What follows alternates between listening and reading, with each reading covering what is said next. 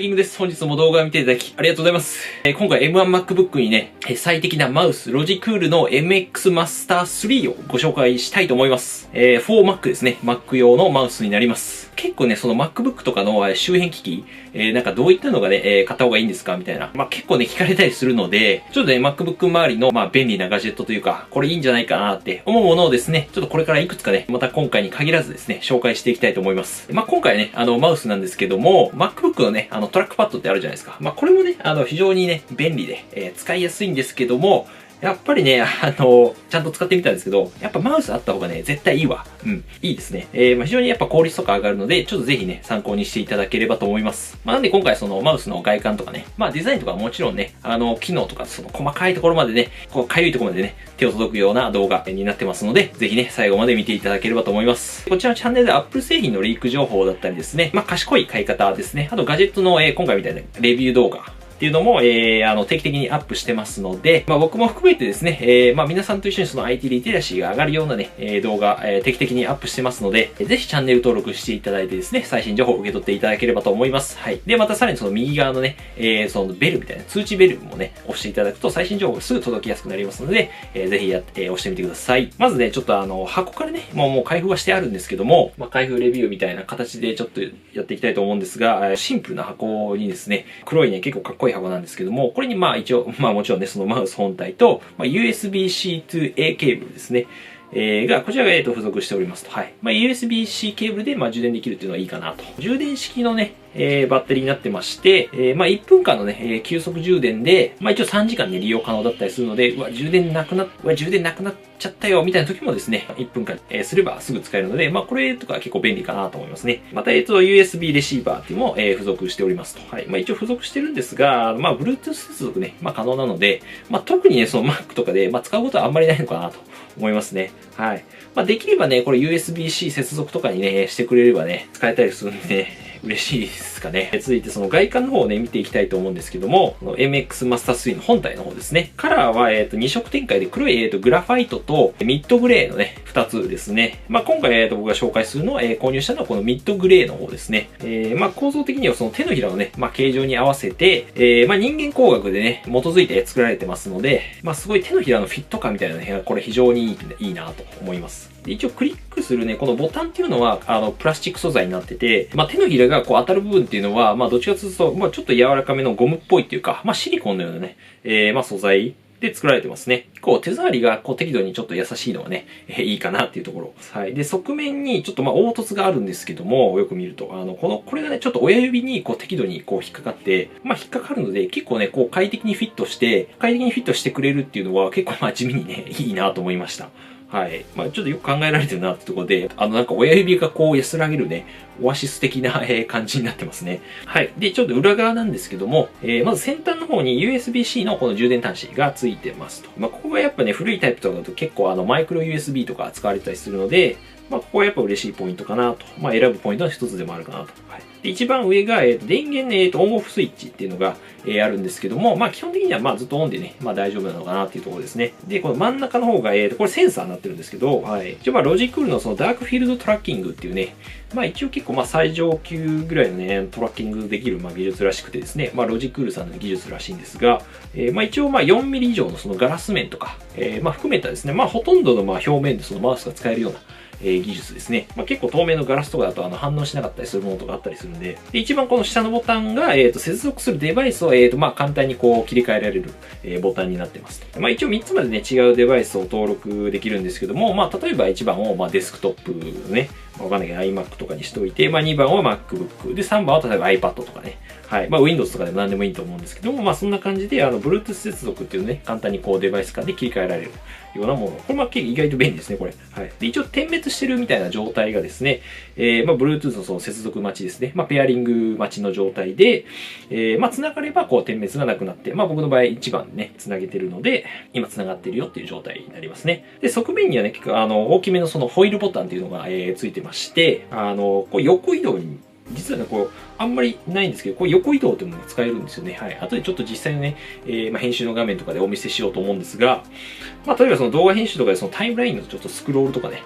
横画面で、移動するね、場面とかあるんですけど、そういった時に結構ね、かなり便利だったりします。普通の場面ではやっぱワードとかですね、Excel のそのズーム、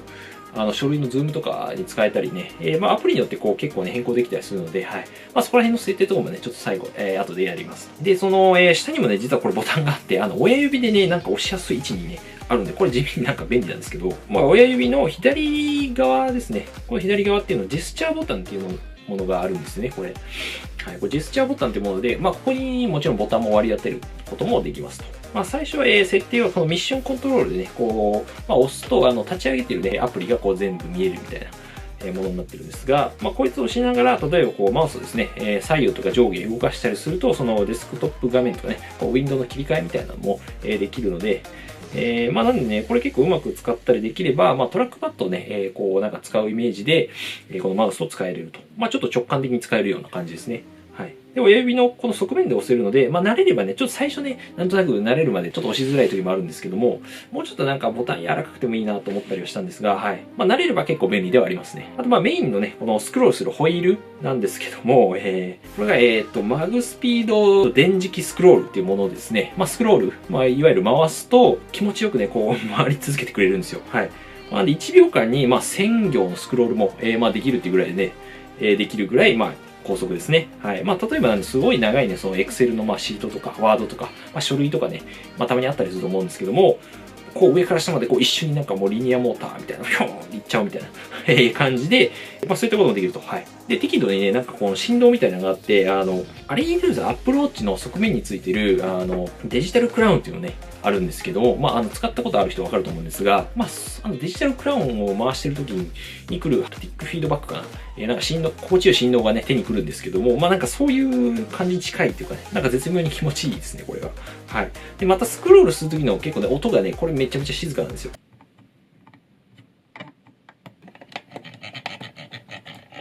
結構マウスとかによってこうカラカラね、回す音が響く時とかね、あると思うんですが、そういったなんか嫌な音みたいなのはないですね。はい。またこの中央下のボタンっていうのを押していただくと、ホイールの回るスピードっていうのを、最後高速モードっていうのと、ゆっくりモードみたいな、正式な名前忘れちゃったんですけども、切り替えっていうのもできて、例えばその高速で上から下まで行きたい時もあれば、逆にこうゆっくりね、こうページをこう見たいみたいな時もあるじゃないですか。はい。そういった風にこれ、ボタンをワンタッチで切り替えられると。こんな感じで、実際にウェブページをですね、高速にこうスクロールしたりとか、ゆっくりスクロールすることも、できますよねっていうことですね。で続いてちょっと、クリック音、僕もう一個、MX エラーゴっていうね、もう一つ、マウスからで、そちらとちょっとね、比較してみたいと思います。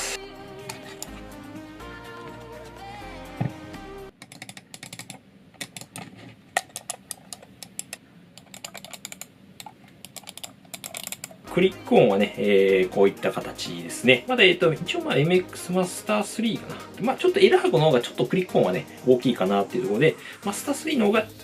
気持ちなんですけどね、ちょっとクリック音がね、小さいかなって思いました。はい。で、本体サイズに関しては、エラーゴの方が明らかに大きいですね。はい。で、重さも MX マスター3が 141g なんですが、それに対して MX、このエラーゴの方が、読み方合ってるかわかんないんですけど、259g なので、ほんと倍近いとか結構違うなっていうところですね。で充電端子に関しては、MX エラーゴは結構古いモデルになるんですよね。モデルなので、マイクロ USB になってると。ここはちょっとやっぱ微妙な点かなと思います。それから、最近出たですね、M575 っていうものも、結構エラーゴと見た目めちゃめちゃ似てるんですけども、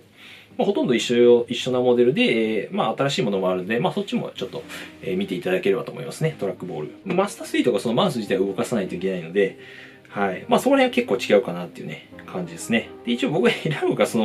元々エラーゴを使ってたんですけど、MX マスター3にした理由はですね、なんかね、エラーゴが MacBook でなんかうまくね、ちょっと接続できなかったんですよね。これがちょっともし、どっちの問題なのかは M1 のね、MacBook の問題なのか、ちょっとね、エラーゴのマウス本体の問題なのかちょっとよくわかんないんですけども、なんかもしかしたら相性が良くないのかなっていう、インテル版では一応使えてたので、ちょっとここら辺もしなんか使えてる方とかね、詳しい方いましたら、ちょっとコメントいただければと思います。なんで、どうしても M1 はね、その Bluetooth 周りの接続が非常にね、ちょっと怪しいみたいな、ところがあるので、こはちょっと改善してほしいなと思いますね。ということで次、動画編集でちょっと実際に使用してるので、使っているので、そこをちょっとお見せしたいと思います。例えばこう、横でね、スクロールできたりとかですね。僕はファイナルカットプロで編集してるんですが、もうカット作業とかがね、非常にもうめちゃめちゃ楽ですね。しかも結構早めにできたりするので、これめちゃめちゃ重宝してますね。不要な部分を、こう、ブレードっていうね、もので切って、間を消していくっていうね、作業があるんですが、こういった感じで、アプリごとに、例えばキーを割り当てられたりするんですけどね。こういう感じで非常にね、便利に編集できております。で、じゃあどうやってね、こうやってショートカットキーみたいなね、割り当てられるかっていうと、専用のね、アプリがありまして、ロジクルオプションズっていうものをね、ダウンロードすれば、簡単にね、キーの割り当てとかができると。はい。で、こういう感じで、ね、ロジオプションズっていうね、アプリがあるので、これまずダウンロードすると、ショートカットの割り当てが、できるようになりますと。最初ね、多分こういう画面が出てきて、スクロールホイールとか、さっき説明したやつですね。モードシフトできたりとか、ジェスチャーボタンで、トラックパッドみたいに使えたりとか、さっき言った説明が出てくるんですけども、アプリごとにこういう感じでね、いろいろ割り当てられたりもできますと。あとでこうワードの時はね、パンとか、ズームにしたりとか、ファイナルカットとか、プレミアとか、いろいろこうアプリがね、使えますので、僕の場合はもう入ってるんでね、定義されるんですけども、割り当てができるんですよね。例えばここですね。これ割り当てっていうのが、これ何でもね、自分の好きなやつ、例えばコマンド S にするとかね、保存にしとくとか、これは何でもいいんですけども、結構リロードするんで、リロードにしてるんですけど、はい。更新ボタンですね。結構ね、いろいろ、自分の好きなように割り当てられたりできますね。はい。で、こう、